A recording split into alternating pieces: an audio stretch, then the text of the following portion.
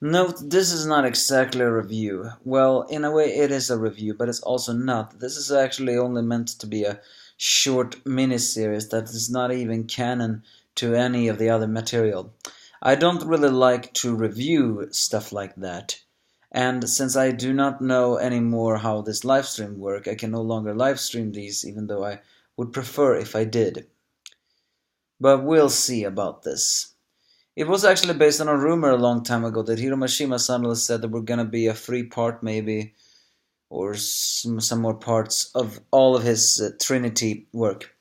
I have made a live stream where I talked about the Trinity of the history. So, well, it's not in the link below, but do go to my channel and search for Trinity, and you will find where I talk about the Trinity that is Hiro Mashima's work.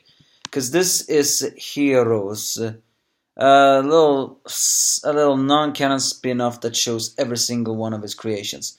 The angry anime fan here to tell you it.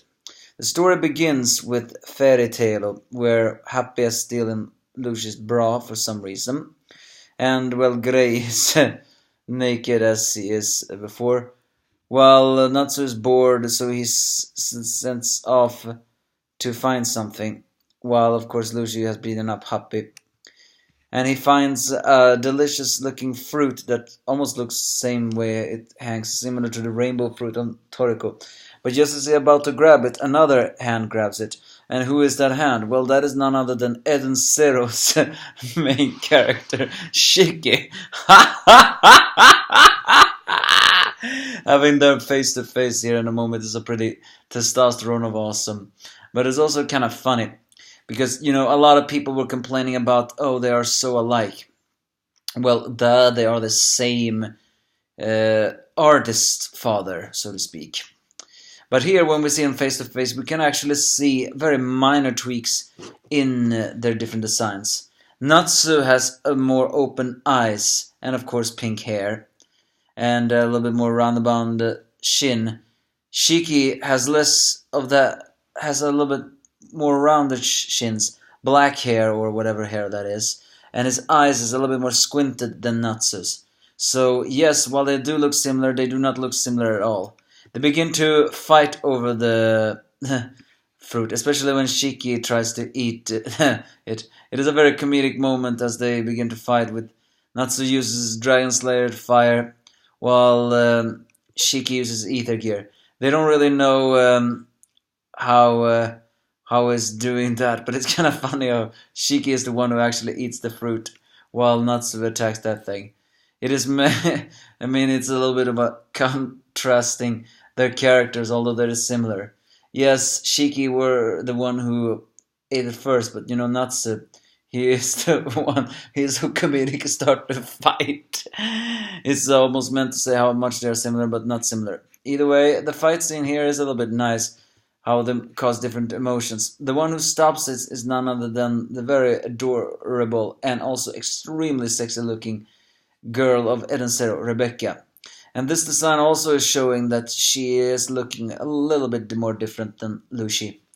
You know, her hair color, the hair is how the hair is putting up, but anything more.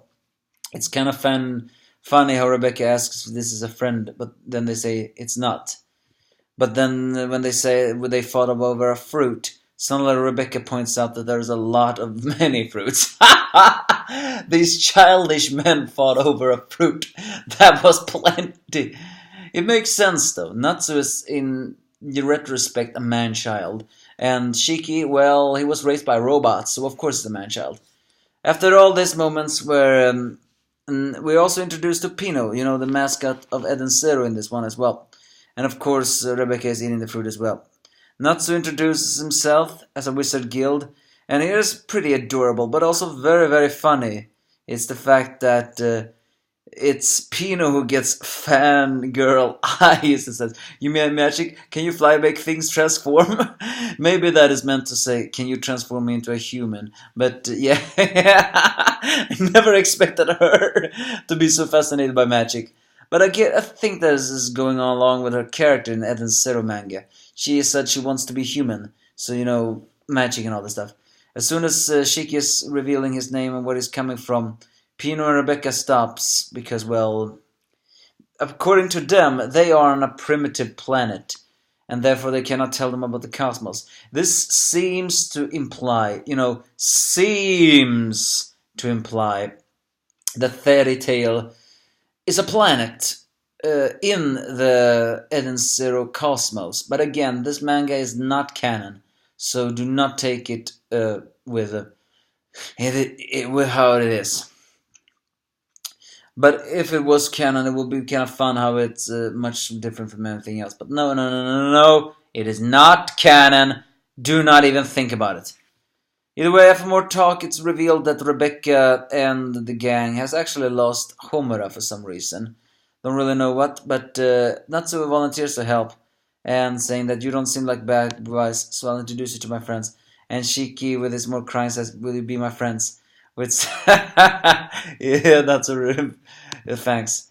We're then switching to the town where Fairy Tale and Eden Zero is close to, where a man is sitting on an ocean and actually seeing from magic that he can see outsiders, which is the Fairy Tale and Eden Zero crew. And I want to say this is the main antagonist of this gang, but again, this is not exactly a story. It is just meant to be many tributes. But it seems to imply that this man, the power of our imagination does not oppose those who come. It seems to imply that this man can manipulate reality or something like that. And apparently, the Fairy Tale gang is here on a vacation.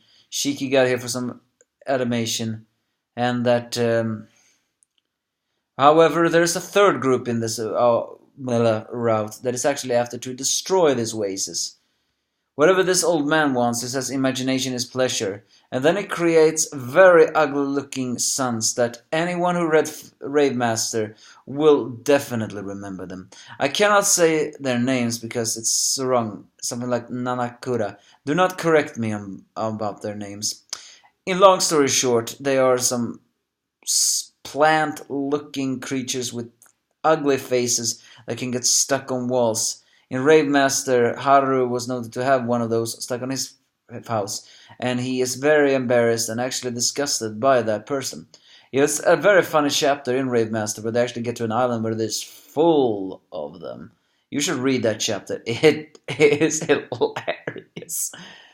So whatever he creates that, I don't know, but it's something about fireworks or fun. Even though this man says that this is the origin of imagination, the student guy doesn't seem to be happy. So is that meant to imply he is the antagonist?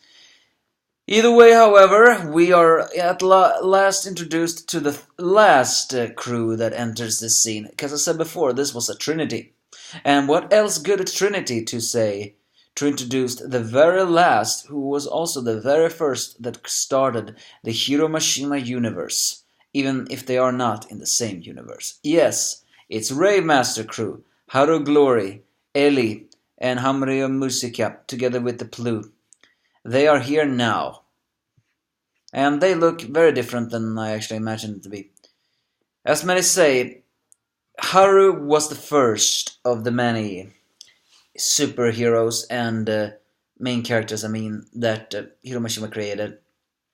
Therefore, a lot of people say that Natsu and Shiki are based on his design, but their faces are just mildly tweaked, so it's not exactly similar.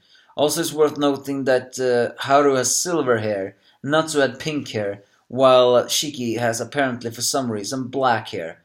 My point is that their hairstyles are a little bit different. It's true that Shiki, Natsu, and Haru both have a means of spiky hair, but the way their hair is a little bit more. It's different from everyone else. Haru has shorter hair. Natsu has more wilder hair, while Shiki has more kept hair because, well, it's how it is. Musica is probably based on the Grey, who we also saw in this chapter. And Ellie, well, Ellie is probably the one who looks the least similar to any of her predecessor. Only a little bit. The reason for that is she has short hair, not long hair. She did have long hair, but that, my friend, is a spoiler. So go and read Raymaster. That is Heroes Chapter 1.